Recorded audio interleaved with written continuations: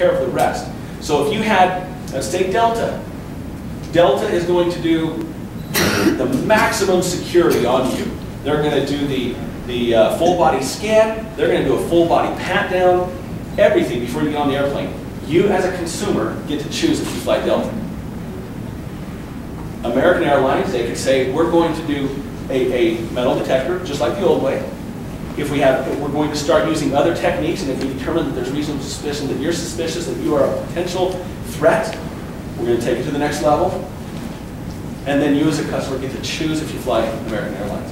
I honestly would move it towards personalization or privatization, because TSA is failing. Well, as a traveler, here's how I feel. It's like if you're traveling on a passport, you have to go through the scanners. For the rest of us that are just traveling for work and all, come on, that's ridiculous. Yeah. And so far I've been lucky. I haven't been forced into the issue. But I think I will get a double eagle sign with my fingers when I have to go through the scanner, and I will refuse or I will scream if they try and pat me down, because it's sexual assault. I have to tell you, Benjamin Franklin, you all know this. It's probably been said by thousands of people. But the one that I like to quote is Benjamin Franklin, who said that, we essentially paraphrasing, I could quote exactly, paraphrasing, we should never give up essential liberty for security. Exactly. You know, let me say this. The government could make everybody safe, pretty much. Okay? They could, by rule and regulation and by enforcement, make every one of us somewhat safe. But in order to do it, they would have to make us subjects and enslave us rather than be free subjects of this country. And Benito Mussolini is a prime example of that. They say that he made the trains run on time. I'm sure he did. Because if you didn't, you were in trouble. Yes, sir. I want to go back to this cut, cap, and balance, okay? Yeah. We've heard a lot of this. Jason Chapin's talked about it. And the guy who's claimed he's been trying to do it for years and years is Orrin Hatch. Yes. How can we get it done? How could you get it done? Okay, I'll tell you what I'm I'm not picking on anybody. No. I'll tell you. Let me ask, how many more years will it take you to... Yeah, I am neutral. The only incumbent I'm worried about is Jim Matheson. Okay? That's who I'm worried about. So how do we get it through? Let me tell you some of the things I've been working on already. For the last 15 months, I have been on the National Advisory Board to an organization called Pass the BBA. It's not something I want to do. It's something I've been working on for the last year to pass a balanced budget amendment. I'm on the National Advisory Board of this organization that wants to pass a BBA, or a balanced budget amendment. And we've been making tremendous success. We've been going state by state and organizing different states, organizing different chairmen, a business person, and a legislator in different states who are going to work through their state to compel their congressperson and senator to pass a balanced budget amendment. It's been working because earlier last year, the cut, cap, and balance legislation passed the House, and it has stalled in the Senate. Harry Reid will not even let it have a hearing. So there's two very important things we have to do. We have to send more constitutionally minded conservatives to the House of Representatives, and we have to take back the Senate. We've got to reclaim the Senate for conservatives, and then they will hear it and we can get it passed. The one that passed the House is a great bill. I prefer, there's two of them out there, I prefer the one that is proposed by Senator Mike Lee and the one proposed by Senator Rand Paul. And Senator Mike Lee has endorsed me in this race.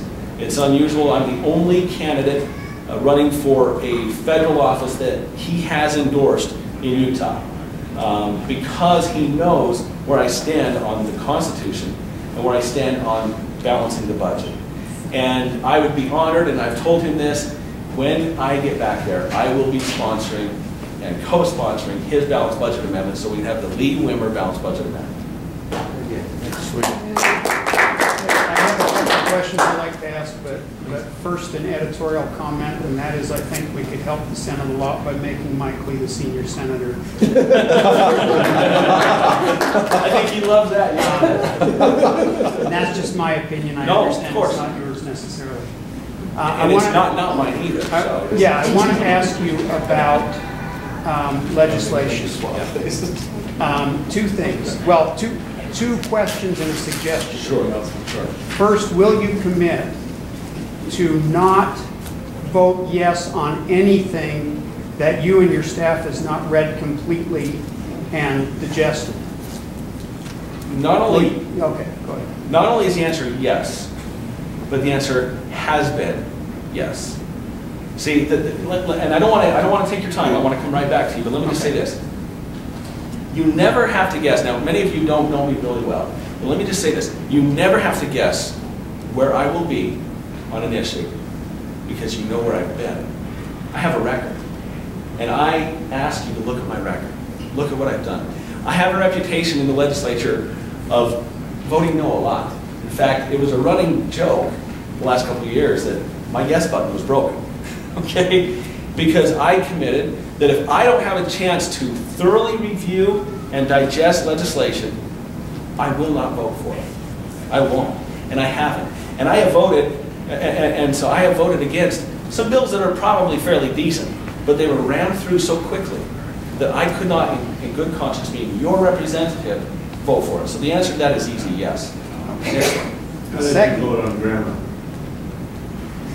Let me come to that right after this. The second issue, it seems more and more federal legislation has become a framework for regulation.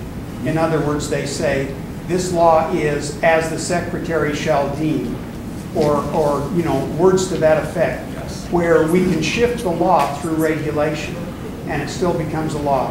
Will you vote against those sorts of things? Because I see more and more of those coming through too. Again, the answer is yes. And let me tell you why the answer is yes.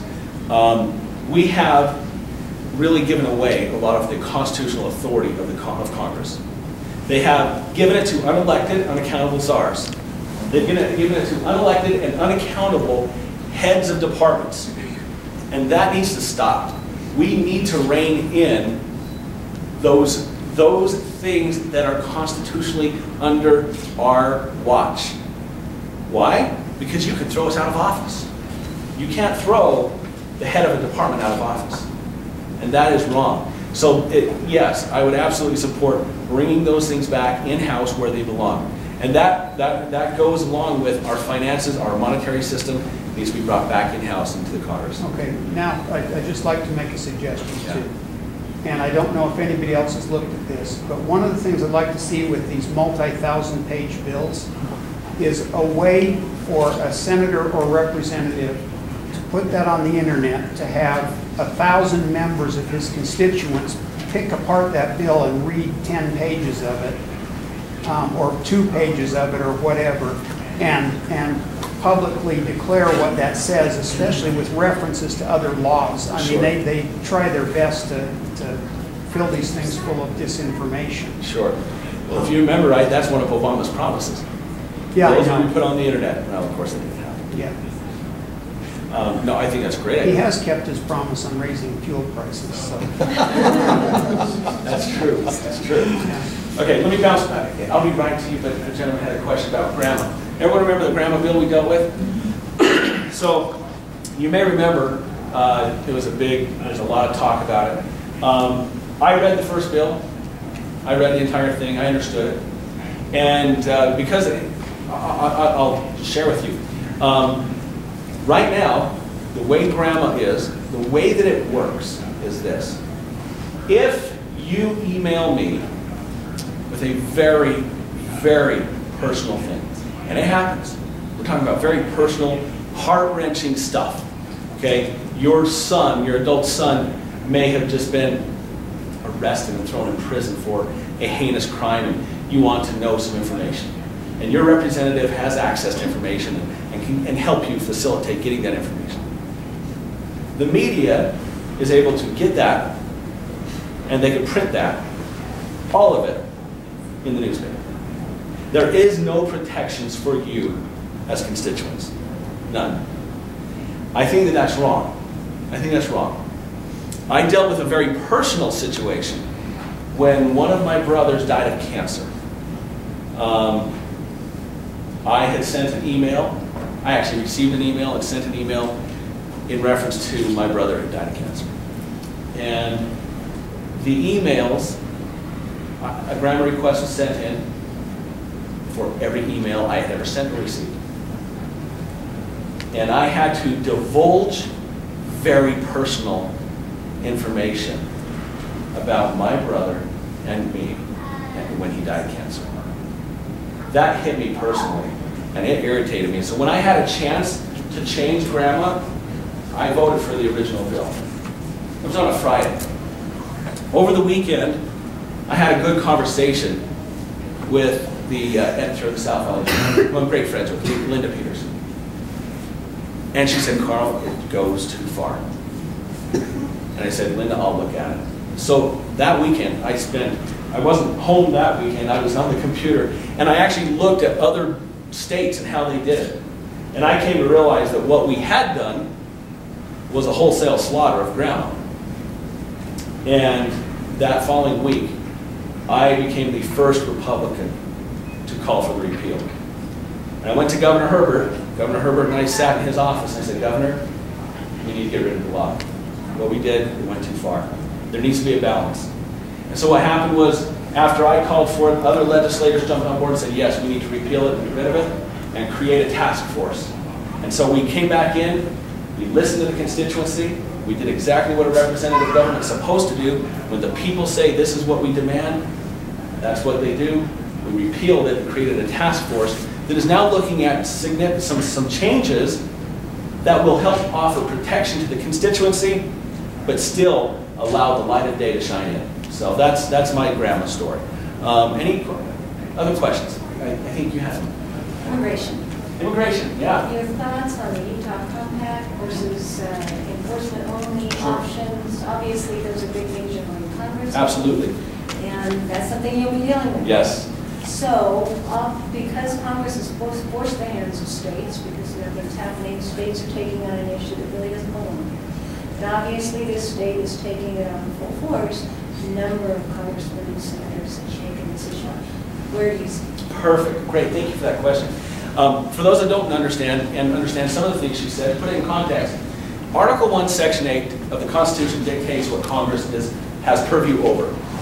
Article 1, Section 8, Clause 4 deals with articles of naturalization. It says Congress shall be in charge of creating organized rules of naturalization, uniform rules of naturalization.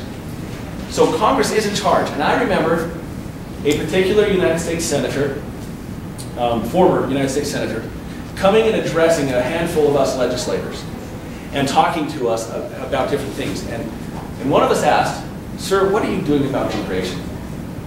And he said, oh, we're not doing anything.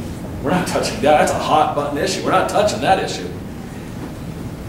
And I didn't get to follow up with a question or comment, but in my mind I thought, boy, what did we elect you for? We elect people to go back there and make the hard decisions and deal with the tough issues. And I can promise you this, that I will not run from the hard issues. I haven't in Utah and I won't here. Let me give you my 3-point plan of immigration. Okay? Number one, I am a firm believer. This is my 3-point plan, and quite frankly, I've talked to people who are completely opposites. Some people want enforcement only, some people want almost amnesty, and most people agree with these 3 points. Number one, secure the border. Secure the border. It is as much a national security issue as it is an immigration issue. We have reports from our own investigative departments here in the state, or here in the nation, that have said there's an X amount of people called OTMs. They classify them as OTMs. It's not mine, it's theirs. They call it OTMs, other than Mexican, who have come across the southern border from the Middle East, who they know are part of terrorist organizations. It is suicidal for us to not secure the border. So number one, secure the border. Number two, this may be the most important thing. No, I think they're all equally important. Number two, eliminate the incentives to come here to our country. When you can come to the nation and you can get free medical care, free housing, free food stamps, free education, discounted college tuition, and driver's licenses, why wouldn't you come? And who pays for that? Who flips the bill? You do. The people of this state, the people of this country flip the bill for that. So eliminate incentives, finally free up the system and allow people who want to come here to come. Think about this. Anyone who wants to come to this country and help produce, create jobs, help move forward the American way of life, and help turn America to its shining city on the hill, if you will. Why would we not want them here? We want them here. Please come. Help produce and help move America forward. So that's my 3-point plan. Secure the border, take away the incentives, and free up the legal system and allow people to get here. And you know what? It's